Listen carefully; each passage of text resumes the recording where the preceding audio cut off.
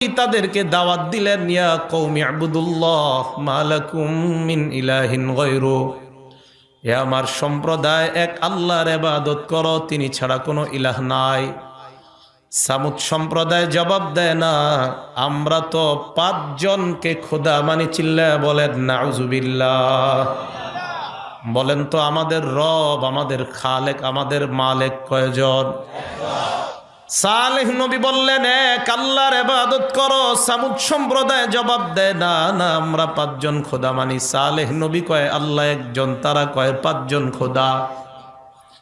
সালেহ নবী বললেন, কোন 5 জনকে তোমরা খোদা মানো? এবার তারা নাম বলতে লাগলো, ওয়াদ্দাউ ওয়ালা সুআউ ওয়ালা ইয়াগুস ওয়া ইয়াউক ওয়া নাসরা। 1 নাম্বার খোদার নাম ওয়াদ্দুন, 2 নাম্বার খোদার নাম সুআউন, 3 নাম্বার খোদার নাম ইয়াগুস, 4 নাম্বার খোদার নাম ইয়াউক, 5 নাম্বার খোদার নাম নাসরুন। এই 5 জনকে আমরা খোদা মানি। বলেন নাউজুবিল্লাহ। বুখারী শরীফের বর্ণনা, তাফসীর অধ্যায়ে আয়াতের ব্যাখ্যায় মুফাসসিরিনে কেরাম বলেন, নূহ আলাইহিস সালাতু ওয়াস সালাম দুনিয়াতে আগমন করার আগে দুনিয়ার মধ্যে 5 জন আল্লাহর ওলি ছিল। এই 5 জন ওলির একজনের নাম ওয়াদ্দুন, আরেকজনের নাম সুআউন, আরেকজনের নাম ইয়াগুস, আরেকজনের নাম ইয়াউক, আরেকজনের নাম নাসরুন। মেধা দিয়ে ভালো করে আলোচনাটা বোঝার চেষ্টা করবেন। আল্লাহর নবী বলেন 5 জন ভালো মানুষ, এই 5 জন। সামুদ জাতি কয় এই 5 জনই আমাদের খোদা। তাহলে যেই 5 জনকে তারা খোদা বলে, মূলত এই 5 জন মূর্তি ছিল না আগে, তারা মূলত ভালো মানুষ ছিল। আমাদের দেশে অনেক ভালো মানুষের মূর্তি বানানো হয়, যেটা তারা বলে নাই, এরপরেও ওই ভালো মানুষের মূর্তি বানায়। আছে না নাই? এই 5 জন আল্লাহর ওলি। এই ওলিরা যখন দুনিয়ার মধ্যে আছে, মানুষ ইবাদতের মধ্যে মজা পায়, ইবাদত করে, ইবাদতে বড় আনন্দ পায়। আপনাদের এই মসজিদে যদি হাফিজি হুজুর আগামীকাল ফজরের নামাজটা পড়ায়, যদি আজকে এলান হয়ে যায় আল্লাহ করিম মসজিদে হাফিজি হুজুর ফজরের নামাজ পড়াবে, ফজরের নামাজে মসজিদের আশেপাশের এলাকায় মানুষ জায়গা দেওয়া যাবে না। আর যদি ঘোষণা হয় আব্দুল কাদের জিলানী নামাজ পড়াবে, তাহলে পুরা এলাকায় মানুষ জায়গা দেওয়া যাবে না। যদি আব্দুল কাদের জিলানী না হয়ে আল্লাহর নবীর কোন সাহাবা নামাজ পড়ায়, আল্লাহর নবীর সাহাবাদের মধ্যে আবু বকর সিদ্দিক যদি নামাজ পড়ায়, না না আবু বকর সিদ্দিক না, যদি আল্লাহর নবী নামাজ পড়ায়, ইবাদতের মধ্যে মজা বেশি হবে কি হবে না? এর মানে আল্লাহর ওলিদের কারণে ইবাদতের মধ্যে মজা কম বেশি হয়ে যায়। এই 5 জন আল্লাহর ওলি, এদেরকে দেখা মানুষ ইবাদত করতো। এই ওলিগুলা যখন দুনিয়া থেকে বিদায় নেয়, ইবলিস তাদের কাছে আসলো। আসার পর তাদেরকে বলল, কি ব্যাপার, তোমরা আগের মতো কেন ইবাদত করো না? মানুষগুলা জবাব দেয়, আমাদের 5 জন আল্লাহর ওলি দুনিয়াতে ছিলেন, তারা বিদায় নেওয়ার কারণে ইবাদতের মধ্যে আর মজা পাই না, এই কারণে আর আগের মতো ইবাদত করি না। ইবলিস তাদেরকে বুদ্ধি দিল, ইনসিবু লাহুম আনসাবান ফি মাজালিসিহিম আল্লাতী কানু ইয়াজলিসুনা।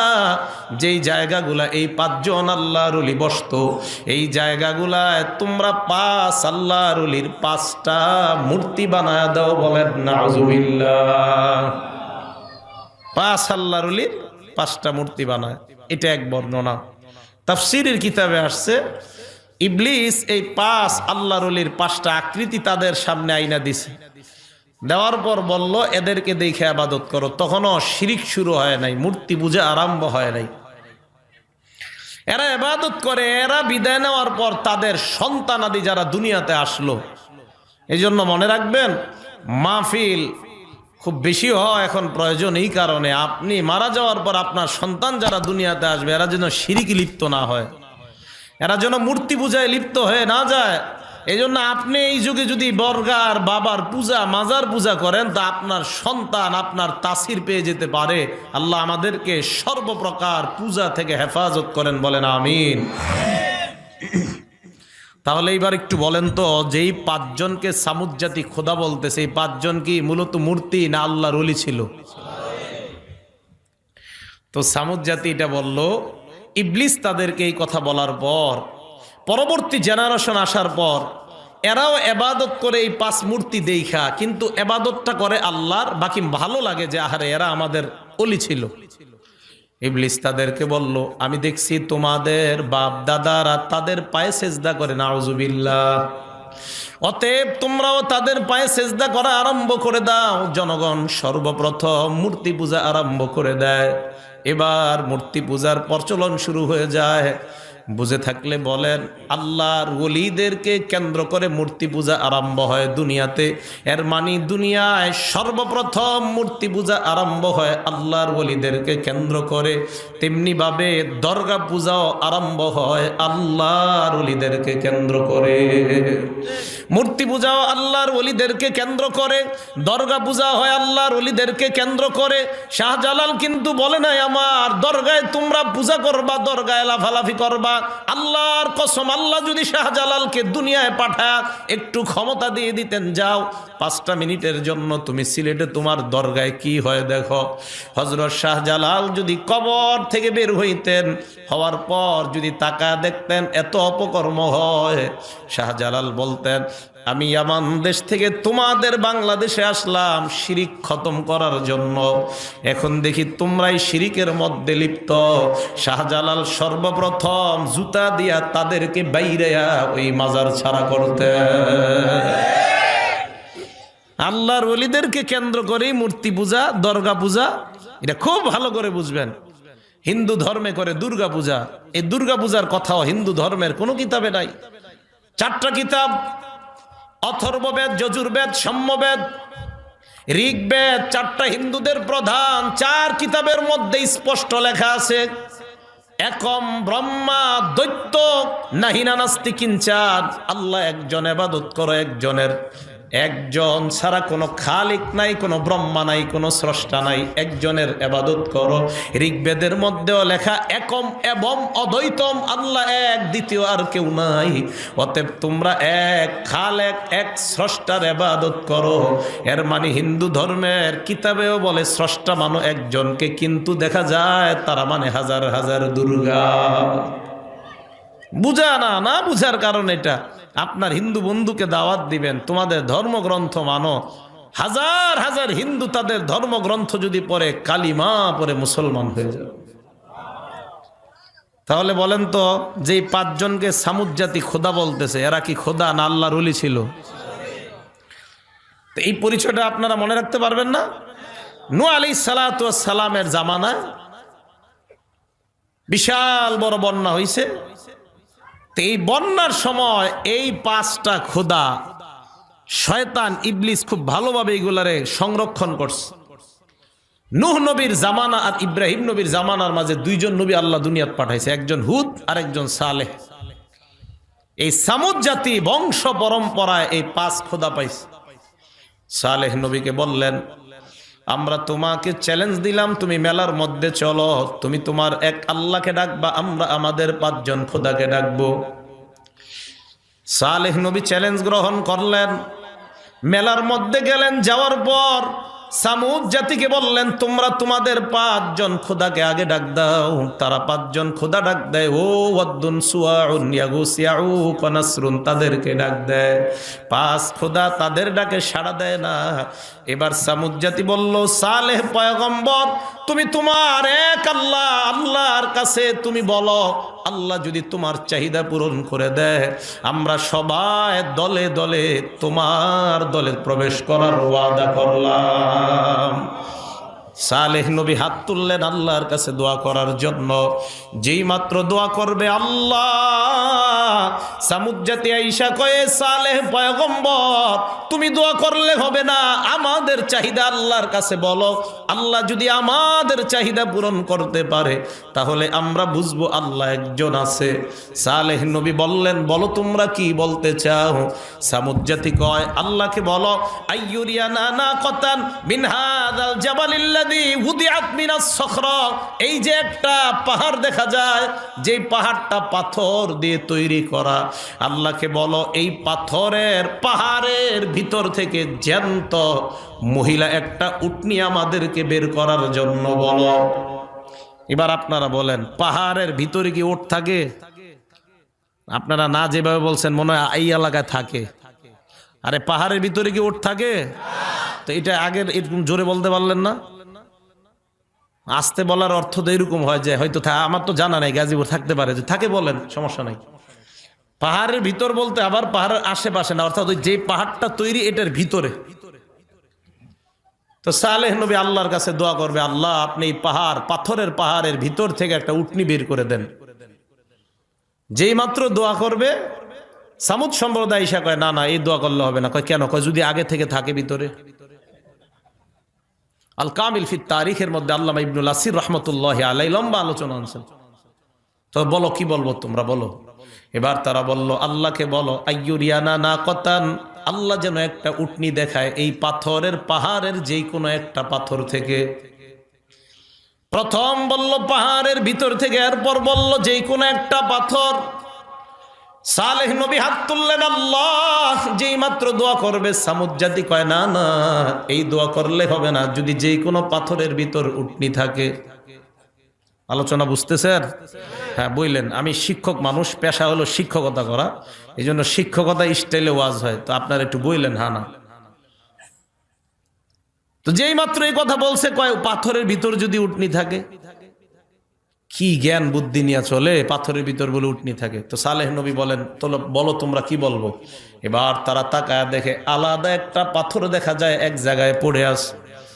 ডাক দিয়া বলে, সালেহ পয়গম্বর আল্লাহকে বলো আইয়ুরিয়ানা না কতান মিন হাদিহিস সখরাতিল মুনফারিদা, এই যে পৃথক একটা পাথর দেখা যায়, এই পাথরের ভিতর থেকে জ্যান্ত মহিলা একটা উটনি যেন বের করে দেখা দেয়।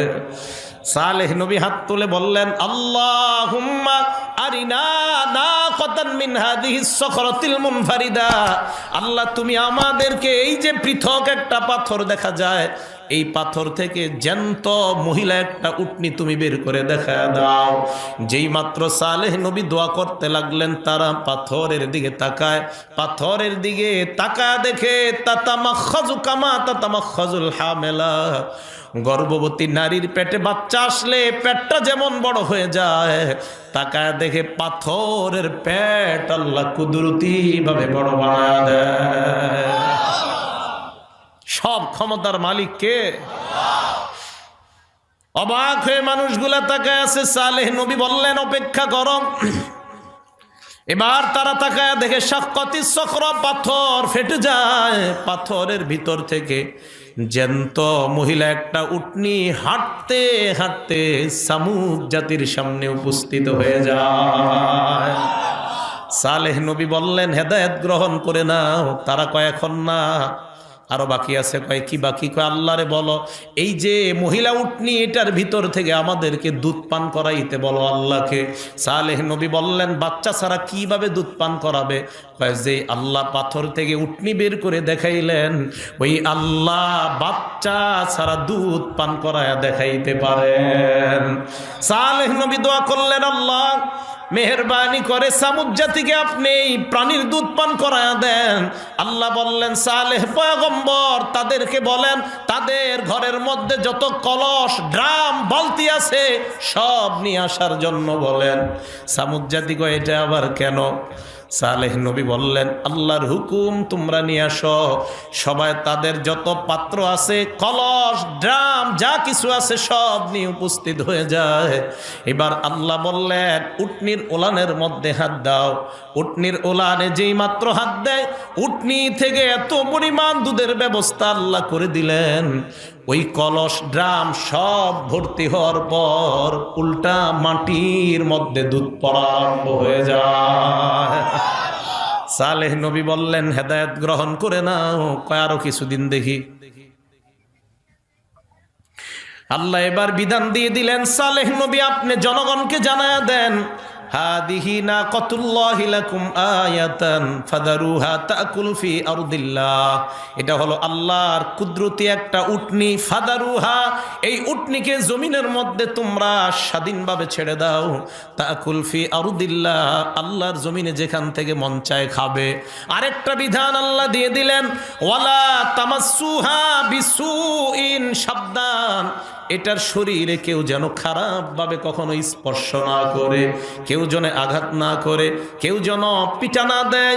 আল্লাহ বলেন ফায়াখুযাকুম আযাবুন করিব, যদি এটার শরীরে আঘাত করো তাহলে তোমাদের উপর অতি নিকটের একটা আযাব সবার উপরে আসবে। ভালো করে বুঝেন, অপরাধ করবা দুই একজন, গজব হবে পুরা এলাকার উপর। এই জন্য আল্লাহর নবী বলেন একটা দল আসে ইয়াগজু যেই সুনীল কাবা, কিয়ামতের আগে একটা দল কাবা শরীফের উপর হামলা চালানোর জন্য যাবে। এদের মধ্যে এমন লোক থাকবে যারা ব্যবসার জন্য মদিনায় যাবে, মক্কায় যাবে। আরেক দল থাকবে হজ করার জন্য যাবে। এদের মধ্যে আরেক দল যারা কাবার উপর হামলা করার জন্য যাবে।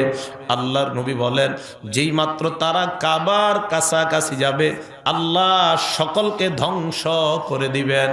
আম্মা জানা আয়েশা সিদ্দিকা বলেন ইয়া রাসূলুল্লাহ ওয়া ফীহিম মান লাইসা মিনহুম, এদের মধ্যে তো এমনও মানুষ আছে যারা মূলত কাবা ধ্বংস করার জন্য আসে নাই।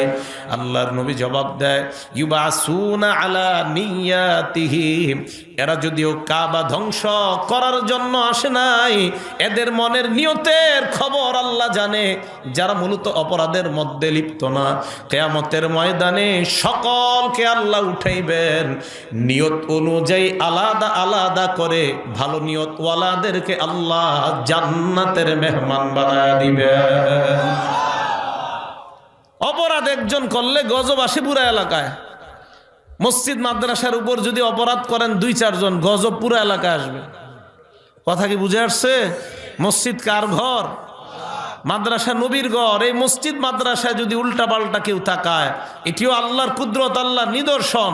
এই দিকেও যদি কেউ উল্টা পাল্টা দৃষ্টি দেয় তো আল্লাহ পাক রব্বুল আলামিনের জিহাদি মুজাহিদ বান্দা আছে দুনিয়ায় মুসলমানরা তখন বসে থাকবে না। নিজের শরীরের শেষ বিন্দু রক্ত দিয়ে বাতিলদের সাথে সার্বক্ষণিক ওলামায়ে কেরামের সাথে এক হয়ে জিহাদে লিপ্ত হতে মুসলমান রাজি আছে, কোনো সন্দেহ নাই। সালেহ আলাইহিস সালাতু ওয়াস সালাম তাদেরকে জানায়া দিলেন কেউ কিন্তু খারাপভাবে এটারে ধরবা না। এই কথা বলার পর সালেহ আলাইহিস সালাতু ওয়াস সালাম বলে দিলেন এলাকায় দুইজন খারাপ মহিলা ছিল। এই দুই খারাপ মহিলার কাছে প্রতিদিন দুইজন খারাপ মানুষ অপকর্ম করার জন্য যাইত। ওই দুই মহিলার কাছে গেছে, লাগবে না। যাওয়ার পর মহিলা দুইজন কয় আজকে আমাদের সাথে অপকর্ম করতে পারবা না। কয় কেন? আগে এক কাজ করতে হবে, সালেহ নবীর আল্লাহ যে উটনি দিছে এই উটনিটাকে হত্যা করবা। বলেন নাউজুবিল্লাহ। বলেন তো হত্যা একজনে করলে গজব আসবে পুরা সবার উপর। এই দুইজন হলো একটু খারাপ প্রকৃতির। তারা বের হলো, বের হওয়ার পর চিন্তা করলো হায় হায় এখন যদি এইটারে হত্যা না করি তাহলে তার অপকর্ম করতে পারবো না। তারা এবার ভাড়াটে ডাকাত তালাশ করতে লাগলো। আল্লাহ এই কথাটা কোরআনে বলছেন ওয়াকানা ফিল মাদিনাতি তিসআতু রাহতি ইউফসিদুনা ফিল আরদি ওয়ালা ইউসলিহুন, এলাকায় 9 জনের একটা ডাকাত দল ছিল। এই 9 জনের ডাকাতের সন্ধান তারা পেয়ে যায়। এদেরকে তারা তালাশ করে তাদের কাছে গিয়ে বলে ও ডাকাত ভাই, টাকার বিনিময়ে একটা মার্ডার করতে পারবা কিনা? ডাকাতরা জবাব দেয় আমরা টাকা পাইলে সব করতে রাজি, বলো কি করতে হবে? তারা বলল আল্লাহর যে কুদরত, সালেহ নবীকে যে উটনি আল্লাহ দান করলেন এই উটনিটা রাতের বেলা হত্যা করবা। বলেন নাউজুবিল্লাহ। 9 জন ডাকাত জবাব দেয় টাকার বিনিময়ে মানুষ হত্যা করি, আর একটা প্রাণী হত্যা করা কোনো ব্যাপার না। ভালো করে মনে রাখবেন, হত্যা করা ইসলাম ধর্মে কোনোভাবে সমর্থন করে না, অন্যায়ভাবে হত্যা করাকে। আব্দুল্লাহ ইবনে ওমরের বর্ণনা, আল্লাহর নবী বলেন মান কতালা মুআহিদান লাম ইয়ারাহ রাইহাতাল জান্নাহ ওয়া ইন্না রিহাহা তুজাদু মিন মাসিরাতি 40 আমা। আল্লাহর নবী বলেন কোন মুসলমান যদি অন্যায়ভাবে কোন মুসলমানকে হত্যা করে এই মুসলমানটা জান্নাতের ঘ্রাণও পাবে না, অথচ জান্নাতের ঘ্রাণ 40 বছরের দূরে থেকে জান্নাতীর নাকের মধ্যে আল্লাহ পৌঁছায়া দেয়। হত্যা করা যাবে না, এটা অন্যায়, এবং হত্যাকাণ্ডকে সমর্থনও করা যাবে না, এটা অন্যায়। কেন সমর্থন করা যাবে না? যে যাকে হত্যা করবে, বুখারী শরীফের বর্ণনা, আল্লাহ রাসূল সাল্লাল্লাহু আলাইহি সাল্লাম বলেন, আকবারুল কাবাইর, সবচেয়ে বড় কবিরা গুনাহ চারটা। 1 নাম্বার আল ইশরাকু বিল্লাহ, আল্লাহর সাথে শিরিক করা। 2 নাম্বার কাতলু নাসামা, অন্যায়ভাবে কাউকে হত্যা করা। 3 নাম্বার উকুকুল ওয়ালিদাইন, পিতামাতার নাফরমানি করা। 4 নাম্বার কাউলু যুর কানা মুত্তাকিআন সুম্মা ক্বালা ওয়া শাহাদাতু যুর, 4 নাম্বার মিথ্যা কথা বলা। নবী এইভাবে ছিলেন, হেলান দেওয়া, উইঠা বললেন, মিথ্যা সাক্ষী দেওয়া, এটাও বড় অপরাধ। তাহলে এই হত্যাকাণ্ড এগুলো ইসলাম সমর্থন করে না। তো এরা 9 জন ডাকাত কয় কি ব্যাপার না, টাকার বিনিময়ে মানুষ মারি আর একটা প্রাণী মারবো, এটা কোনো ব্যাপার না। রাতের বেলা গেছে। এই 9 ডাকাতের মধ্যে একজনের নাম কুদার। বলেন কি নাম? কুদার, কফ দাল আলিফ র, কুদার। তাফসিরে জালালাইনে তার নাম আসছে, নাম কি? কুদার। 9 জন ডাকাত যায়। যাওয়ার পর কুদার নামক ডাকাত সর্বপ্রথম উটনির উপর হামলা চালায়। ডাকাতরা উটনিটাকে রাতের বেলা হত্যা করার পর সকালবেলা এলাকার মধ্যে খবর ছড়ায় যায়, আল্লাহর কুদরতটা কারা জানি হত্যা করছে। সবার মধ্যে আতঙ্ক। এখন আযাব যদি এলাকায় আসে সবার উপর আসবে। সালেহ নবীর কানে যায়, পয়গম্বর, কারা জানি রাতের বেলা আল্লাহর কুদরতটা হত্যা করছে। সালেহ নবী উটনির কাছে আসলেন আর বললেন, কারা এই কর্মটা করলা? তাড়াতাড়ি বলো, অন্যথায় আল্লাহ আমাকে জানায়া দিবে। 9 জন ডাকাত তারা বলে, নবী যেহেতু আল্লাহর মাধ্যমে জেনে নিবেন, চলো একটা কাজ করি, আজকে রাত্রে নবীকেই হত্যা করি। বলেন নাউযুবিল্লাহ। শুধু তাই নয়, তারা শপথ করলো, ক্বালু তাকাসামু বিল্লাহি লানুবাইয়িতান্নাহু ওয়া আহলাহু সুম্মা লানাকুলান্না লিওয়ালিয়িহি মা শাহিদনা মাহলিকা আহলি। আমরা রাতের বেলা সালেহ নবী এবং তার পরিবারের উপর রাতে হামলা চালাবো। এরপর আমরা তার পরিবারকে বলবো, মা শাহিদনা মাহলিকা আহলি, এই হত্যাকাণ্ডের ব্যাপারে আমাদের কোনো জানা নাই, কোনো জ্ঞান নাই। রাতের বেলা হত্যাকাণ্ড করব, যেই ভাবনা সেই কাজ। 9 জন ডাকাত রাতের বেলা তালাশ করতে করতে সালেহ নবীর বাড়ি পর্যন্ত পৌঁছে যায়। সালেহ নবীর বাড়ির সামনে একটা পাহাড়। এই পাহাড়ের পিছনে গিয়ে 9 জন ডাকাত পলায়ন করলো। ডাকাতরা পরামর্শ করলো, নবী যখন রাতের বেলা ইবাদত করার জন্য জাগ্রত হবে তখন তার উপর আমরা হামলা চালাবো। যেই মাত্র নবী রাতের বেলা উঠলেন সালাত আদায় করার জন্য, এই 9 জন ডাকাত আল্লাহর নবী সালেহের উপর আক্রমণ করতে যায়। কে যেন উল্টা তাদের উপর আক্রমণ চালা দেয়। আশেপাশে তাকা দেখে কেউ নাই, কে আক্রমণ চালায়। এবার দ্বিতীয়বার আবার আক্রমণ চালায়। দ্বিতীয়বার কে যেন আবার তাদের উপর আক্রমণ চালায় দেয়। তারা চিন্তা করলো, তৃতীয়বার ফাইনাল আক্রমণে সালেহ নবীকে আমরা বিদায় করব। যেই মাত্র তৃতীয়বার হামলা করার জন্য যায়, কে যেন ফাইনাল আক্রমণ করে তাদেরকেই বিদায় করে দেয়। আল্লাহু আকবার। চোরারা রাতে চুরি করলে সকালে যদি ঘরে না আসে, মা বাবা টেনশন, কিরে কই আমার ছেলে, কোন বাড়ির চেয়ারম্যান জানি বাইন্দা রাখছে গাছের সাথে, আল্লাহ জানে, নাকি কোনো পুকুরে ফালায় রাখছে জনগণ মাইরা, নাকি জেলে আছে, না থানায় আছে, না গাজীপুর থানায় গিয়া পামু। চোরাগো মা বাবা কিন্তু এইটাই চিন্তা করে। তো ডাকাত 9 জনের মা বাবা দেখে ছেলেরা বাড়িতে আসে না, ঘটনা কি কই গেল। তালাশ করতে করতে ওই রাস্তায় গেছে। আমগো ছেলেগুলারে দেখছো?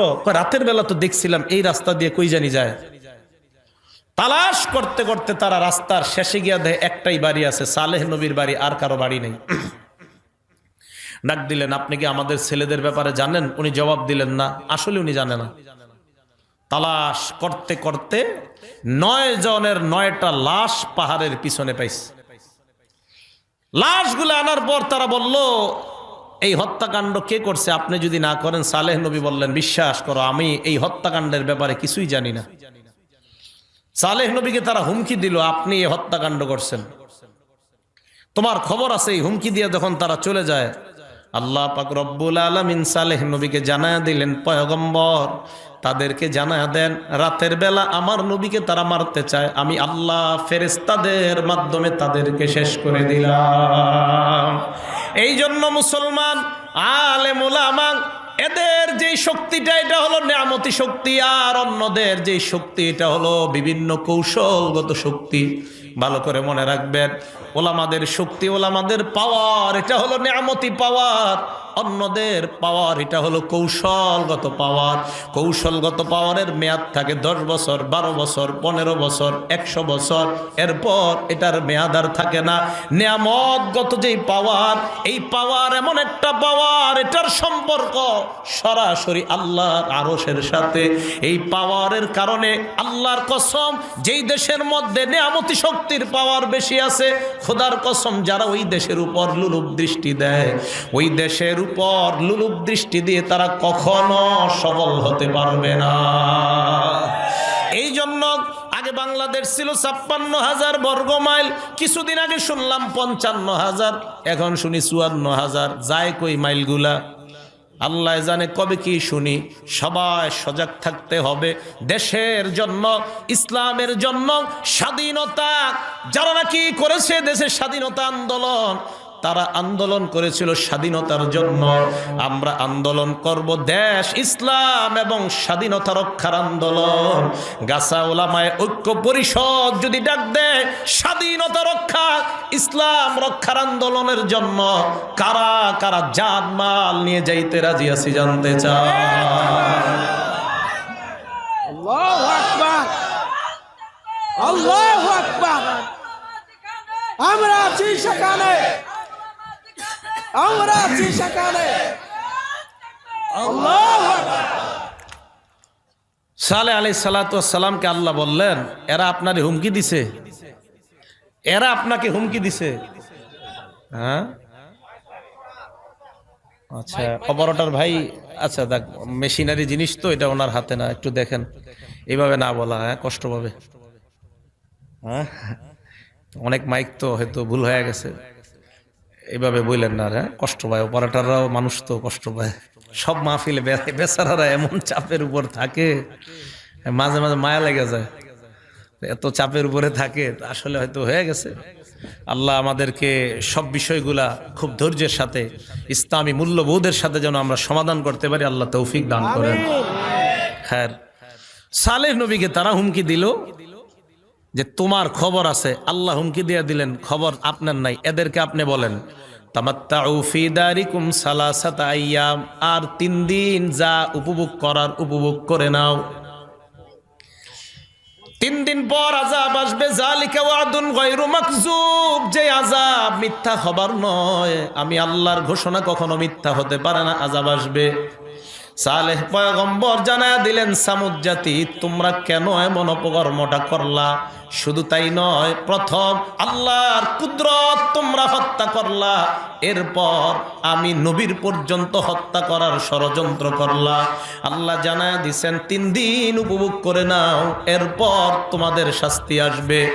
আর নবী বলে দিলেন, তোমাদের যে আলামত, প্রথম দিন ঘুম থেকে জাগ্রত হওয়ার পর দেখবা তোমাদের সবার চেহারাগুলা সাদা হয়ে গেছে। দ্বিতীয় দিন ঘুম থেকে ওঠার পর দেখবা সবার চেহারাগুলা লাল বা হলুদ হয়ে গেছে। 3 নম্বর দিন ঘুম থেকে উঠার পর দেখবা সবার চেহারাগুলা কালা হয়ে গেছে। যেই মাত্র কালো দেখবা তখনই বুঝবা আযাব এসে যাবে। ওই সময় তোমরা আযাবের অপেক্ষা করবা। হঠাৎ সামুদ জাতি একদিন ঘুম থেকে উঠার প্রত্যেকের চেহারাগুলা সাদা হয়ে গেছে। স্বামী স্ত্রীকে ডাক দিয়া বলে, স্বামী আমার, তোমার চেহারা এমন সাদা কেন দেখা যায়? স্ত্রীকেও স্বামী বলে, তোমার চেহারা কেন এমন সাদা? এই সাদা মানে যেই সাদার কারণে মেয়ে বিয়ে দেওয়া যায় এমন সাদা না। এই সাদা হলো যেই সাদার কারণে বিয়ে বাধা হয়ে দাঁড়ায়, শ্বেত শ্বেত সাদা। আসেনি এরকম? ওই যে একদম পুরা সাদা কেমন জানি। আল্লাহ সবাইকে এই রোগ থেকে হেফাজত করেন। নবীজি আল্লাহর কাছে দোয়া করছে, আল্লাহুম্মা ইন্নী আউযু বিকা মিনাল বারস। এই বারস মানে শ্বেত রোগ। রাসূল করিম সাল্লাল্লাহু আলাইহি ওয়াসাল্লাম এই জাতির ব্যাপারে আমাদেরকে বলছেন, খুব সতর্ক থাকতে বলছেন। সামুদ জাতিকে এই কথা বলার পর হঠাৎ একদিন তারা উইটা দেখে তাদের প্রত্যেকের চেহারাগুলা সাদা, যেই সাদা ভয়ঙ্কর সাদা। একজন আরেকজনের কথা বিশ্বাস করে না। দুনিয়াতে তারা সর্বপ্রথম আয়না আবিষ্কার করছে, আয়না। এবার আয়নার দিকে তাকায় দেখে চেহারা সাদা। দ্বিতীয় দিন তারা ঘুম থেকে উঠছে, উঠার পর দেখে ইহমাররাত ওয়াজুহুহুম আও ইসফাররাত ওয়াজুহুহুম, তাদের চেহারাগুলা লাল অথবা হলুদ হয়ে গেছে। 3 নাম্বার দিন ঘুম থেকে ওঠার পর তাকায় দেখে ইসওয়াদ্দাত উজুহুহুম, তাদের চেহারাগুলা কালো হয়ে গেছে। যেই মাত্র দেখছে চেহারাগুলা কালা হয়ে গেছে, ওই মাত্র সালেহ নবী বললেন অপেক্ষা করো, আযাব আসার অপেক্ষা করো। সালেহ নবী বলার পর সামুদ জাতি আযাব আসার অপেক্ষা করতে লাগলো। হঠাৎ তারা দেখে একটা বাতাস তাদের উপর আসছে, এমন একটা বাতাস, ঠান্ডা বাতাস, যেই বাতাস দেখার পর তারা বলে এটা আযাব না, এটা আমাদের জন্য রহমত। সালেহ নবী বললেন একটু পরে বুঝবা এটা রহমত না তোমাদের জন্য গজব। এই কথা বলার পর বুখারী শরীফের ব্যাখ্যায় মুফাসসিরিনে কেরাম লেখেন তগত এমন একটা বাতাস, যেই বাতাসটা তাদের নিয়ন্ত্রণের বাহিরে চলে যায়। ওই বাতাসের মধ্যে তারা তাকায় দেখে একটু পরে আসমান থেকে পাথর বৃষ্টি হয়। এই পাথরের আঘাতে সামুদ জাতিকে আল্লাহ শেষ করে দিলেন। আল্লাহ বলেন আমি তাদেরকে সালেহ নবীর মাধ্যমে হেদায়েত দিতে চাইলাম, হেদায়েত গ্রহণ করে নাই, তাই তাদেরকে ধ্বংস করে দিলাম। এই জন্য তোমাদেরকে আমি আল্লাহ শিখায়া দিলাম। পড়েন সবাই, ইহদিনাস সিরাতাল মুস্তাকিম। তোমরা আমার কাছে হেদায়েত চাও, একবার যদি আমি আল্লাহ দোয়া কবুল করে নেই, উভয় জগতে সফলতা দান করে দিলাম। এই আওয়াজটা একটু কমান। হযরত নূহ আলাইহিস সালাতু ওয়াস সালাম, ওনাকে আল্লাহ একটা জাতি দিছে। নূহ আলাইহিস সালাতু ওয়াস সালামকে একটা জাতি দিছে, বাস এইবার ঠিক আছে। নূহ আলাইহিস সালাতু ওয়াস সালামের নাম কি বলেন তো? কি নূহ বলেন না? কি ওনার নাম নূহ না, তাফসিরে ওনার নাম আসছে কয়েকটা, আব্দুল গাফফার, আব্দুল জাব্বার, আব্দুল্লাহ আসছে। 18 নম্বর পারা উলামায়ে কেরাম আছেন, 18 নম্বর পারা তাফসির জালালাইনের হাসিয়াতে দেখবেন ওনার নামটা আছে ইসমুহু আব্দুল জাফফার, আব্দুল জাব্বার, আব্দুল গাফফার অথবা আব্দুল্লাহ। হযরত নূহ আলাইহিস সালাতু ওয়াস সালামকে আল্লাহ একটা জাতি দিছে। এরা তো নাফরমানি করতো। নূহ আলাইহিস সালাতু ওয়াস সালাম প্রচুর কাঁদতেন। কানতে কানতে আরবিতে যারা কান্না করে তাদেরকে আরবিতে বলা হয় না হায়া নূহ, নুহান মানে কান্না করা। এত নবী এই এত পরিমাণ কানছে, আল্লাহ কয় যেহেতু এত কান্দে হ্যাঁ নাম রেখে দিছে নূহ কান্দুন্না নবী। নূহ মানে খালি কান্দে যিনি। মাইকলা ভাই প্রথমে যেরকম ছিল ওইটাই রাখেন, ওইটাই ভালো ছিল আমগো। ব্যাস, এত আওয়াজ দরকার নাই। আমার শ্রোতারা বুঝলে চলবে আমার কথা, বাইরের লোকেরা না বুঝলেও সমস্যা নেই। ও এখন নাই, ওইটা দিয়ে দেন। হ্যাঁ আচ্ছা আচ্ছা। হযরত নূহ আলাইহিস সালাতু ওয়াস সালাম ওনার জাতিকে দাওয়াত দিলেন। দাওয়াত দেওয়ার পর ওনার জাতির মধ্য থেকে 40-42 অথবা 80 থেকে 82 জন মানুষ মুসলমান হয়।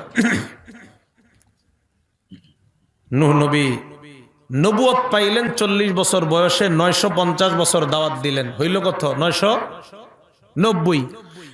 বন্যার পরে আরো 60 বছর বেঁচে ছিলেন, হইল 1050। এই 1050 বছর নূহ নবীর আল্লাহ হায়াত দান করছেন। নূহ আলাইহিস সালাতু ওয়াস সালাম এদেরকে দাওয়াত দেওয়ার পর এরা যখন দাওয়াত গ্রহণ করে না, নূহ নবী আল্লাহর কাছে দোয়া করলেন, আল্লাহ ইন্নাকুম আসাউনি, এরা আবার নাফরমানি করে, আল্লাহ লা তাদার আলাল আরদি মিনাল কাফিরিনা দাইয়ারা, একজন কাফের কেউ দুনিয়ার মধ্যে আপনি রাখবেন না। দাইয়ারর ব্যাখ্যা বুখারীতে আসছে দুইটা। 1 নাম্বার দাইয়ার শব্দের অর্থ বসবাসকারী, 2 নাম্বার দাইয়ার অর্থ আহাদান মানে একজন কেউ আপনি দুনিয়ার মধ্যে রাখবেন না। নূহ নবী দোয়া করলেন, করার পর আল্লাহর কাছে বললেন, আল্লাহ ইন্নাকা ইন তাদারহুম ইউদিল্লু ইবাদাকা ওয়া লা ইয়ালিদু ইল্লা ফাজিরান কাফফারা, এরা যদি দুনিয়ার মধ্যে থাকে, এদের সন্তান যারা হবে এই সন্তানগুলোও কাফের হবে, বেঈমান হবে, এদেরকে দুনিয়ার মধ্যে রাখার কোনো প্রয়োজন নাই। এই দোয়া করার পর আল্লাহ পাক রব্বুল আলামিন নূহ পয়গম্বরকে বললেন, এ নূহ পয়গম্বর ওয়াসনাইল ফুলকা বিআয়ুনিনা, আপনি একটা জাহাজ বানান, আমার তত্ত্বাবধানে একটা জাহাজ বানান। হযরতে নূহ নবীকে আল্লাহ জাহাজ বানানোর কথা বলার পর নূহ পয়গম্বর জাহাজ বানানোর কাজ আরম্ভ করবেন। আল্লাহর কাছে দোয়া করলেন, আল্লাহ আমি জাহাজ বানাবো, কি কাঠ দিয়ে জাহাজ বানাবো? আল্লাহ আল্লাহ বিধান দিয়ে দিলেন আপনি শাল কাঠ দিয়ে জাহাজ বানান। কি কাঠ? শাল কাঠ দিয়ে জাহাজ বানানো উনি শুরু করবেন। দুনিয়ার মধ্যে তালাশ করে দেখে কোথাও শাল গাছ নাই। আল্লাহর কাছে দোয়া করলেন, আল্লাহ শাল গাছ কোথাও তালাশ করে পাই না। জিব্রাইল আমিনের মাধ্যমে শাল গাছের চারা আল্লাহ পাঠায় দেয়। হযরতে নূহ নবী শাল গাছ লাগানোর পর বড় হয়, এবার কাঠ বানায়। কাঠ বানানোর পর বললেন, আল্লাহ কাঠ তৈরি করলাম, এবার কিভাবে আমি বানাবো? জাহাজের ইঞ্জিনিয়ার প্রয়োজন। জিব্রিল আমিনকে আল্লাহ জাহাজ বানানোর ইঞ্জিনিয়ার হিসাবে পাঠায় দিলেন। এই জন্য পৃথিবীতে সর্বপ্রথম পানির জাহাজের ইঞ্জিনিয়ার হলেন হযরত জিব্রাইল আলাইহিস সালাতু ওয়াস সালাম। শুধু তাই নয়, দুনিয়ার মধ্যে এই যে আল্লাহর ঘর, এই ঘর যিনি ইঞ্জিনিয়ারিং করেছেন সর্বপ্রথম, ওনার নামও জিব্রাইল আলাইহিস সালাতু ওয়াস সালাম। ডিজাইনার, যিনি ডিজাইন দেখায়। হযরত জিব্রাইল আমিন এসে বললেন, নূহ পয়গম্বর জাহাজ বানানোর কাজ আরম্ভ করেন। আল্লাহ আমাকে পাঠায় দিয়েছেন কিভাবে জাহাজ বানাবেন দিক নির্দেশনা দেওয়ার জন্য। তুলহু সামানুনা জিরাআ, লম্বায় হবে 80 গজ। ওয়া আরজুহু 50 জিরাআ, পাশে হবে 50 গজ। ওয়া তুলহু ফিস সামাই 30 জিরাআ, জাহাজের সামনাটা আসমানের দিকে হবে 30 গজ লম্বা। জাহাজের সামনাটা হবে মোরগের সামনের মতো, জাহাজের পিছনটা হবে মোরগের পিছনের মতো। এবার আবার প্রশ্ন, কি কাঠ দিয়ে তৈরি? লম্বা কয় গজ? 80 গজ। পাশে কয় গজ? কি কাঠ দিয়ে তৈরি? লম্বা কয় গজ? পাশে কয় গজ? সামনাটা আসমানের দিকে কয় গজ? 30 গজ। সামনাটা দেখতে মোরগের সামনের মতো, পিছনটা দেখতে মোরগের পিছনের মতো। এই দৃশ্য দেখানোর পর নূহ পয়গম্বর জাহাজ বানানোর কাজ আরম্ভ করবে। আল্লাহর কাছে দোয়া করলেন, আল্লাহ জাহাজ যে বানাবো মাবুদ, আমার তার কাটার প্রয়োজন, পেরেগের প্রয়োজন, বিভিন্ন আটার প্রয়োজন। আল্লাহ বলেন প্রয়োজন নাই, কাঠ বিসমিল্লাহ বলে লাগানোর আরম্ভ করেন, আমি আল্লাহ কুদরতি ভাবে লাগায় দিব। তো জাহাজ বানানোর কাজ শুরু করার সময় আল্লাহ সব তো জানলাম, আর কিরকম হবে জিব্রাইল? হযরত জিব্রাইল বলে দিলেন, আমারহু আইয়াজালাস সাফিনাতা আলা সালাসি তাবাকাত, জাহাজটা হবে 3 তালা। কয় তালা? বলেন নূহ নবীর জাহাজ কয় তালা? উপরের তালার নাম হবে উলিয়া, মাঝখানের তালার নাম বুস্ত, নিচের তালার নাম সুফলা। এই 3 তালা জাহাজ। আল্লাহর কাছে নূহ নবী বললেন, আল্লাহ 3 তালা জাহাজ কেন বানাবো? আল্লাহ বললেন, উপরের তালায় মানুষ থাকবে, মধ্যম তালায় গরু ছাগল থাকবে, নিচের তালায় হিংস্র প্রাণীগুলা থাকবে, এই জন্য 3 তালা জাহাজ বানাবেন। নূহ পয়গম্বর জাহাজ বানানোর কাজ আরম্ভ করলেন। ভাই, আলোচনা শুরুর সময় মাইকের আওয়াজ যেরকম ছিল ওরকমই রাখেন, আমার ওইটাই ভাল লাগে। শ্রোতারা আপনারা বুঝলে চলবে, এটা আমার বিরক্তি লাগতেছে। শুরুতে যেরকম ছিল ওরকমই রাখেন, না শুনলে শুরুতে সুবহানাল্লাহ গুলো কইছেন কেমনে শুনবেন ইনশাল্লাহ। প্রথমের মতো শুনবেন, এটা কেমন আইসক্রিমের মতো লাগতেছে। হযরত নূহ আলাইহিস সালাতু ওয়াস সালাম, বাস ঠিক আছে, নূহ আলাইহিস সালাতু ওয়াস সালাম জাহাজ বানাইলেন, 3 তালা জাহাজ। জাহাজ বানানোর পর আল্লাহরে বললেন, আল্লাহ এবার আমার কি হুকুম?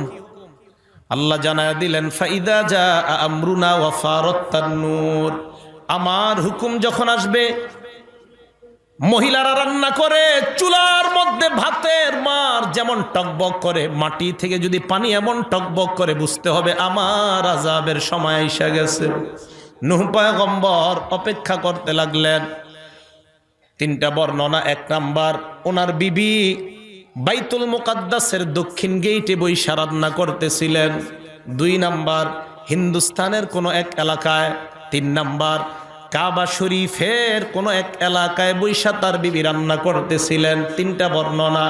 1 নাম্বার মক্কার কোনো এক এলাকায়, 2 নাম্বার বাইতুল মুকাদ্দাসের দক্ষিণ গেইটে, 3 নাম্বার হিন্দুস্তানের কোনো এক এলাকায় ওনার বিবি রান্না করতেছিলেন। হযরতে নূহ পয়গম্বরের বিবি হঠাৎ ডাক দিয়া কয়, স্বামী আমার, চুলার মধ্যে তাকায় দেখলাম মাটি থেকে পানি কেমন যেন মারের মতো টকবক করতেছে। নূহ নবী বুঝতে পারলেন আযাব আসার সময় হয়ে গেছে। জাহাজের সামনে গিয়ে বললেন, আল্লাহ এবার আমার কি কাজ? আল্লাহ বললেন, ফাসলুক ফিহা মিন কুল্লি যাওজাইনি ইসনাইনি ওয়া আহলাকা ইল্লা মান সাবাকা আলাইহিল কওলু ওয়া মান আমান। পৃথিবীর মধ্যে যত প্রাণী আছে প্রত্যেকটা প্রাণী থেকে জোড়ায় জোড়ায় আপনি নারী পুরুষ জাহাজের মধ্যে উঠান। নূহ নবী বললেন, আল্লাহ মানুষের মধ্যে নারী পুরুষ চিনতে আমার কোনো সমস্যা হয় না, অন্য অন্য যেই প্রাণীগুলা এইগুলার মধ্যে তো নারী পুরুষ আমি চিনতে পারবো না। আল্লাহ বললেন, টেনশন নাই, জাহাজের সামনে দাঁড়ান। ডান দিক দিয়ে যে প্রাণীটা লাফ দিয়ে উঠবে ওটা পুরুষ প্রাণী হবে, বাম দিক দিয়ে যেটা লাফ দিয়ে উঠবে ওটা নারী প্রাণী হবে। আমি আল্লাহ কুদরতিভাবে সিস্টেম করে দিলাম।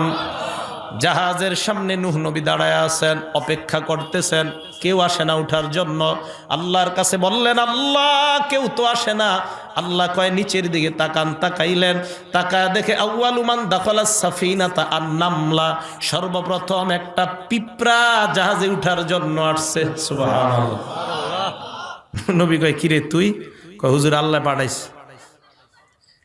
পিঁপড়ারে উঠাইছে। আস্তে আস্তে প্রাণী উঠাইতেছে, হঠাৎ দেখে রশির মতো পেঁচাইতে পেঁচাইতে একটা প্রাণী আসছে। কি এটা? নূহ নবী কয়, আল্লাহ এটা না উঠাইলে হয় না। আল্লাহ কয়, কেন? এইটা এমনি তো একটু ভয়ঙ্কর প্রাণী, মানুষও ভয় পায়। আল্লাহ বললেন, সাপে বিষ দিছে আমি আল্লাহ, যতদিন জাহাজে থাকবে ততদিনের জন্য সাপের বিষ দূর করে দিলাম। উঠাম। উঠাইতে উঠাইতে হঠাৎ দেখে বনের রাজা সিংহ আসছে। নূহ নবী বললেন, আল্লাহ এটারে না উঠাইলে হয় না। কয়, কেন? কয়, এটারে গরু ছাগলও ভয় পায়, মানুষও ভয় পায়। আল্লাহ বললেন, সিংহের শরীরে হাত দেন, মাথায় হাত দেন। নূহ পয়গম্বর সিংহের মাথায় হাত দেয়, হাত দিয়া দেখে মাথাটা গরম। নূহ নবী কি বুঝতে পারলেন? মাবুদ, আহসাস্তু, আমি উপলব্ধি করতে পারলাম, আল হারারাতা, গরম উপলব্ধি করতে পারলাম। আল্লাহ বলেন, এটা গরম নয়, এটা হলো তার মাথায় যে গরম আপনি পাইলেন, আল হুম্মা, জ্বর নামক একটা রোগ আমি তাকে দান করলাম। ইতিহাসের মধ্যে দুনিয়ায় কোনো মানুষের সর্বপ্রথম জ্বর হয় নাই। দুনিয়ায় সর্বপ্রথম নূহ পয়গম্বরের জাহাজের ওই সিংহের শরীরে আল্লাহ জ্বর দিয়ে দিছেন।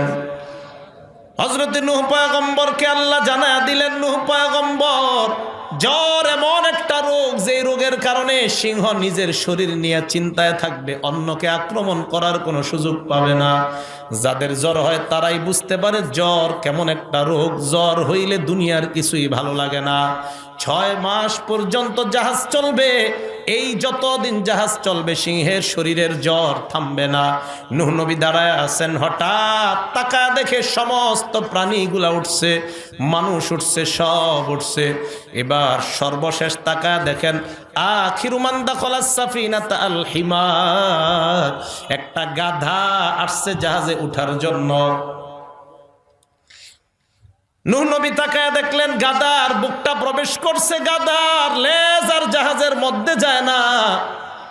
নূহ নবী বললেন, কিরে গাধা, মালাকা ইয়া হিমার লিমা লাম তাদখুলিস সাফিনাতা কুল্লা, পরিপূর্ণভাবে কেন তুমি জাহাজে প্রবেশ করো না? গাধা জবাব দেয়, হুজুর আমার কোনো দোষ নাই, কে যেন আমার লেজের মধ্যে ধরে আস। হযরত নূহ নবী জাহাজের বাহিরে তাকাইলেন, তাকায়া দেখে তাআল্লাকা বিদানাবিহি ইবলিস, গাদার লেজের মধ্যে ইবলিস ধরে ঝুলাস। কে কে? ইবলিসকে প্রশ্ন করলেন, মালাকা, কি ব্যাপার, তোমার কি হলো? লিমা আখস্তা জানাবাল হিমার, কেন গাদার লেজ ধরছো? কয়, আল্লাহরে প্রশ্ন করেন। নূহ নবী আল্লাহর কাছে প্রশ্ন করলেন, আল্লাহ ইবলিস কেন তার লেজ ধরছে? আল্লাহ বলেন, ইবলিসও জাহাজে উঠতে চায়, আমি তাকে কিয়ামত পর্যন্ত হায়াত যেহেতু দান করলাম, অতএব ইবলিসকেও আপনি জাহাজের মধ্যে উঠায় নেন। ইবলিসকে জাহাজের মধ্যে উঠায় আওয়াজ দিয়ে বলেন, ইবলিস কার লেজে ধরছে? গরুর লেজ আছে না নাই? কুত্তার লেজ আছে না নাই? বিড়ালের লেজ আছে না নাই? সব লেজ বাদ দিয়া কার লেজে ধরছে?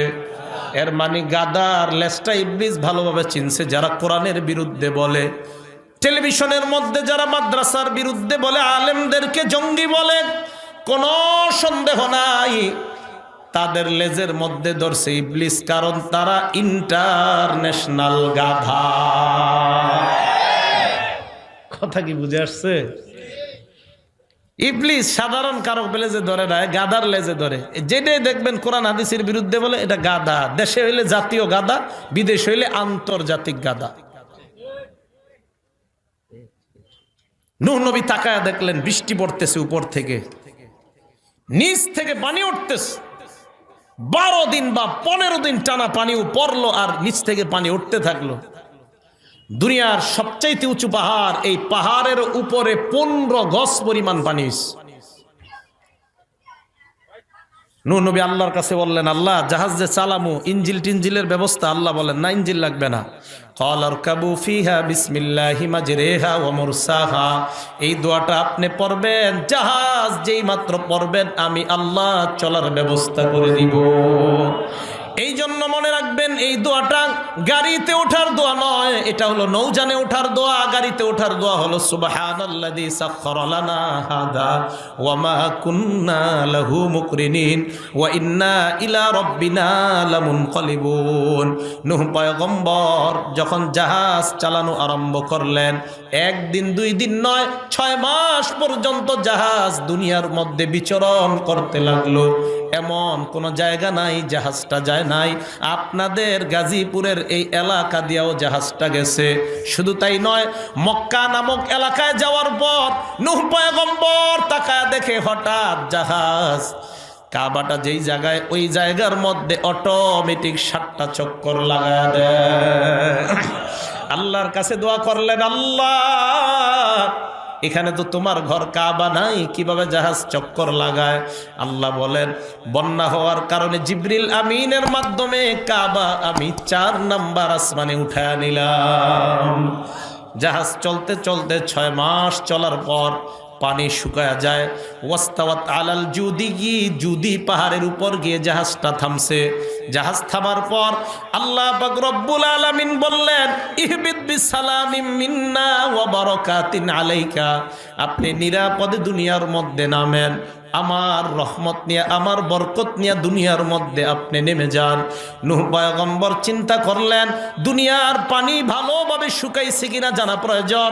কাককে ডাক দিয়ে বললেন, কাক দুনিয়ার মধ্যে যাও, যাওয়ার পর দেখবা পানি শুকাইছে কিনা ভালোভাবে। কাক দুনিয়াতে আসছে, আসার পর আর ফিরত যায় না। নূহ নবী চিন্তা করলেন, কাক আসে না কেন? কবুতরকে ডাক দিয়ে বললেন, কবুতর দুনিয়ায় যায়, যাওয়ার পর দেখবা পানি শুকাইছে কিনা। কবুতর দুনিয়াতে আসছে, আসার পর আবার তাড়াতাড়ি নূহ নবীর কাছে গিয়ে সংবাদ দিলেন, এই পয়গম্বর দুনিয়াতে নামতে পারেন, দুনিয়ায় আর পানি নাই। একটু পরে কাক আসছে। নূহ নবী বললেন, কি ব্যাপার? মালাকা ইয়া গুরাব লিমা তাআখারতা। কিরে কাক, তুই কেন দেরি করলি? কাক জবাব দেয়, পয়গম্বর ক্ষমা করবেন, দুনিয়াতে যাওয়ার পর পচা গরু দেইখা লোভ সামলাইতে পারি নাই, গরু ঠোরকানো আরম্ভ করলাম। নূহ নবী বললেন, কবুতর আর কাক শুনে রাখো, এ কাক, কিয়ামত পর্যন্ত মানুষের সাথে তোমার বসবাস সম্ভব নয়। কবুতরকে ডাক দিয়ে বললেন, কবুতর কিয়ামত পর্যন্ত মানুষ একটা ঘরের মধ্যে ঘুমাবে, পাশে তোমার জন্য আরেকটা ঘরের ব্যবস্থা করবে। কাক কেউ পালেন? কবুতর পালে সবাই। নূহ আলাইহিস সালাতু ওয়াস সালামের জাতি মাত্র 80-82 জনকে আল্লাহ হেদায়েতের কারণে নাজাত দিলেন, বাকিগুলাকে ধ্বংস করলেন। আল্লাহ বলেন, ইহদিনাস সিরাতাল মুস্তাকিম। হেদায়েতের জন্য আমি আল্লাহর কাছে দোয়া চাও। এই জন্য এই জগতের মধ্যে যেটার নাম হেদায়েত, মরণের পর ওইটার নাম নাজাত। আল্লাহ বলেন, ওই নাজাতের জন্য তোমাদের কাছে আমি 2টা বিষয় বলবো। 1 নাম্বার, ওয়াসারিউ ইলা মাগফিরাতিম মির রাব্বিকুম। তোমাদের রবের পক্ষ থেকে ক্ষমা পাওয়ার প্রতিযোগিতা তোমরা করো, আল্লাহর কাছে ইস্তেগফার তোমরা পাঠ করো। আল্লাহর নবী বলেন, ইন্নাহু লা ইউগানু আলা কলবি। আমার অন্তরের মধ্যে মাঝে মাঝে অলসতা আরম্ভ হয়ে যায়। এই অলসতা কাটানোর জন্য ইন্নী লা আস্তাগফিরুল্লাহ ফিল ইয়াউমি মিআতা মাররা। আল্লাহর কাছে আমি 100 বার আস্তাগফিরুল্লাহ পাঠ করি। কয়শো বার? আমাদের গুনাহ আছে না নাই? তাহলে আমাদের কি পরিমাণ পাঠ করা দরকার? আল্লাহ বলেন ইস্তাগফিরু রাব্বাকুম, তোমরা তোমাদের রবের কাছে ইস্তেগফার পাঠ করো, ক্ষমা প্রার্থনা করো। ইন্নাহু কানা গফফারা, আল্লাহ ক্ষমাশীল। 2 নাম্বার ইউরসিলিস সামাআ আলাইকুম মিদরারা, আল্লাহ আসমান থেকে তোমাদের জন্য প্রচুর পরিমাণ বৃষ্টির ন্যায় রহমত নাজিল করবেন। 3 নাম্বার ওয়ায়ুমদিদকুম বিআমওয়াল, আল্লাহ তোমাদেরকে সম্পদ দিয়ে সাহায্য করবেন। 4 নাম্বার ওয়াবানিনা, সন্তান দিয়ে সাহায্য করবেন। 5 নাম্বার ওয়ায়াজআল লাকুম জান্নাত, মরণের পর চিরস্থায়ী ঠিকানা জান্নাত আল্লাহ দান করবেন। 6 নাম্বার ওয়ায়াজআল লাকুম আনহারা, যে জান্নাতের মধ্যে থাকবা, এই জান্নাতের মধ্যে বসার পর তাকায় দেখবা দুধের নহর, মধুর নহর দেখা যায়। এমন নিয়ামত আমি আল্লাহ তোমাকে দেওয়ার ওয়াদা করলাম। পড়েন সবাই আস্তাগফিরুল্লাহ, আস্তাগফিরুল্লাহ, আস্তাগফিরুল্লাহ। 7 নাম্বার উপকার ইস্তেগফারের, আল্লাহ বলেন ইয়াজিদকুম কুওয়াতান ইলা কুওয়াতিকুম ওয়ালা তাতাওয়াল্লাউ মুজরিমিন, তোমাদের শরীরের যেই শক্তি আছে এই শক্তির সাথে আমি আল্লাহ তোমাদের শক্তি দ্বিগুণ করার ওয়াদা করলাম। শক্তি দেওয়ার ওয়াদা আল্লাহ করলেন। হুদ আলাইহিস সালাতু ওয়াস সালামের জাতির নাম আদ সম্প্রদায়। এই সম্প্রদায়ের কাছে যেই নবী আল্লাহ পাঠাইছেন, এই নবীর নাম হযরত হুদ আলাইহিস সালাতু ওয়াস সালাম। কি নাম বলেন তো? হুদ আলাইহিস সালাতু ওয়াস সালাম। হুদ নবী তাদের কাছে আসলেন, তাদেরকে দাওয়াত দিলেন, আল্লাহর দাওয়াত। তারা বলল মান আশাদ্দু মিন্না কুওয়া, আমাদের চাইতে বড় শক্তিশালী আর কে আছে? এই কথা বলার পর আল্লাহ পাক রব্বুল আলামিন আয়াত নাজিল করে বলে দিলেন, তোমাদের শরীরে বর্তমানে যে শক্তি আছে এই শক্তি দ্বিগুণ করার ওয়াদা আমি আল্লাহ করলাম যদি তোমরা ইস্তেগফার পাঠ করো। ভালো করে বুঝবেন, বাস থেকে নামলেন, নামার পর তাকায় দেখলেন পকেটে আপনার টাকা নাই, রিক্সা দিয়ে যেতে হবে, রিক্সা ভাড়াটা নাই। হাঁটা আরম্ভ করবেন, হাঁটার আগে একটু দাঁড়ান, দাঁড়ানোর পর 70 বার পাঠ করেন আস্তাগফিরুল্লাহ, আস্তাগফিরুল্লাহ, আস্তাগফিরুল্লাহ। এই যে পাঠ করলেন, হাঁটা আরম্ভ করলেন, আল্লাহ বলেন তোমার হাঁটার মধ্যে আমি আল্লাহ শক্তি দেওয়ার ওয়াদা করলাম। কৃষক ভাই কৃষি কাজ করার পর 12টা 1টার দিকে তুমি খানা খাও, পানি পান করো, এরপর আবার কাজের মধ্যে তুমি লেগে যাও। তোমার মেয়ে, তোমার বিবি তোমার জন্য খানা নিয়ে যায়। রাস্তার মধ্যে গাছের নিচে, তাল গাছ, খেজুর গাছের নিচে বসে তুমি খানা খাও। আল্লাহ পাক বলেন এই যে তুমি খাবার খাইলা, খাবার খাওয়ার পর ইস্তেগফার তুমি পাঠ করো 70 বার কমপক্ষে। এই যে সকাল থেকে 12টা 1টা পর্যন্ত তুমি কাজ করলা, আমি আল্লাহ তোমার শরীরে শক্তি সঞ্চার করার ওয়াদা করলাম। মা বোনরা সকালবেলা একবার সন্তানকে স্কুলে পাঠানোর ব্যস্ততা, আবার মেয়েটাকে, আবার নিজের স্বামীকে পাঠায়, আবার রান্নার কাজে যায়, আবার শাশুড়ি ডাক দেয়, আবার শ্বশুর ডাক দেয়। 12টা 1টা পর্যন্ত তাদের কোনো নিস্তার নাই। এ মা বোনরা 12টা 1টা যখন বেজে যায়, ঘরের মধ্যে একটা রুমের মধ্যে আপনারা ফ্যানটা ছাইরা শোনের পরে মোবাইলের ভিডিওটা চালু করেন। না না, ভিডিও চালু করবেন না, টেলিভিশন চালু করবেন না। আল্লাহর দরবারে আপনি ইস্তেগফার পাঠ করা আরম্ভ করে দেন। আল্লাহর কোরআনের ওয়াদা, এই যে সকাল থেকে 12টা 1টা পর্যন্ত তুমি কষ্ট করলা, আমি আল্লাহ তোমার এই কষ্টের শক্তি দেওয়ার ওয়াদা করলাম। আল্লাহর নবীর একজন সাহাবা হযরত হুযায়ফা নবীর কাছে এসে বলেন, ইয়া রাসূলুল্লাহ, কানা ফি লিসানি যারাবুন আলা আহলি, আমি আমার পরিবারের উপর বেশি অত্যাচার চালাই। মাঝে মাঝে আমার বিবির উপর আমি রাগ হয়ে যাই, ছেলের উপর রাগ হই, মেয়ের উপর রাগ হই। আল্লাহর নবীকে বললেন, ইয়া রাসূলুল্লাহ, এই যে আমি রাগ হয়ে যাই এটার কোনো ঔষধ আছে কিনা? আল্লাহর নবী বললেন, আইনা আনতা মিনাল ইস্তিগফার তাস্তাগফিরুল্লাহ 70 মাররা, তুমি 70 বার ইস্তিগফার পাঠ করবা, এরপর বিবিকে শাসন করবা, সন্তানকে তুমি শাসন করবা। আল্লাহ পাক রব্বুল আলামিন তোমার দাম্পত্য জীবনে বরকতের ওয়াদা করলেন। আল্লাহর নবীর সাহাবা আবু হুরায়রা বলেন, আমি প্রত্যেক দিন হাজার হাজার হাদিসের কাজ করতাম, শুধু তাই নয়, এই হাদিসের কাজ করার পাশাপাশি একবার দুইবার 100 বার 2 বার নয় 12,000 বার ইস্তেগফার পাঠ করতাম। কয় হাজার বার? এই জন্য আল্লাহর নবীও শিখাইয়া দিলেন তোমরা ইস্তেগফার পাঠ করো। যেহেতু আমাদের বেশি গুনাহ নাই, তাই ইস্তেগফার পাঠ করার দরকার নাই। আল্লাহ বললেন নাজাত যদি পেতে চাও, জান্নাত যদি পেতে চাও, 1 নাম্বার শর্ত আমি আল্লাহর কাছে তোমরা ক্ষমা প্রার্থনা করো। এই জন্য আল্লাহর নবী সাল্লাল্লাহু আলাইহি ওয়াসাল্লাম এক হাদিসে কুদসির মধ্যে বলেন, আল্লাহ পাক ডাক দিয়ে বলেন, এ আদম সন্তান, লাউ বালাগত যুনুবুকা আনানাস সামা, তোমার গুনাহ যদি আকাশের চূড়ায় গিয়ে পৌঁছে যায়, এরপর তুমি আমার কাছে যদি ক্ষমা চাও, নাকের ডগায় তোমার চোখের পানি আসার প্রয়োজন নাই। আমি আল্লাহ জিন্দেগীর সব গুনাহ মাফ করার ওয়াদা করলাম। এই জন্য আল্লাহ বললেন 1 নাম্বার ক্ষমা। আমি আল্লাহর থেকে তোমরা ক্ষমা পাওয়ার প্রতিযোগিতার মধ্যে তোমরা লেগে যাও। দ্বিতীয় আলোচনায় চলে যাই, ক্ষমা আর নাজাত যদি তোমরা চাও, হেদায়েত যদি আমি আল্লাহর কাছে আসতে পারো, আল্লাহ বলেন আমি আল্লাহ তোমাদেরকে জান্নাত দেওয়ার ওয়াদা করলাম।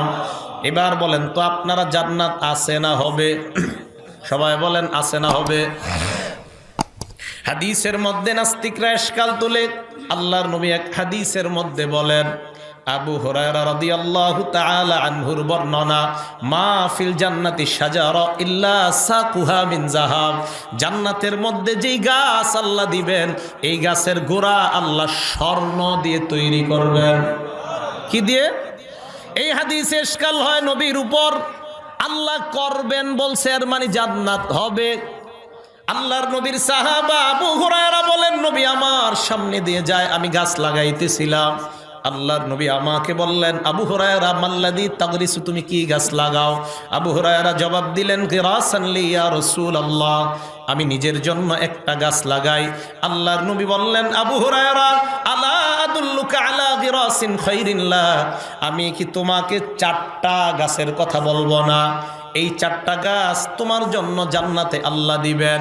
তুমি বলো। বলেন সবাই সুবহানাল্লাহ ওয়ালহামদুলিল্লাহ ওয়ালা ইলাহা ইল্লাল্লাহ ওয়াল্লাহু আকবার।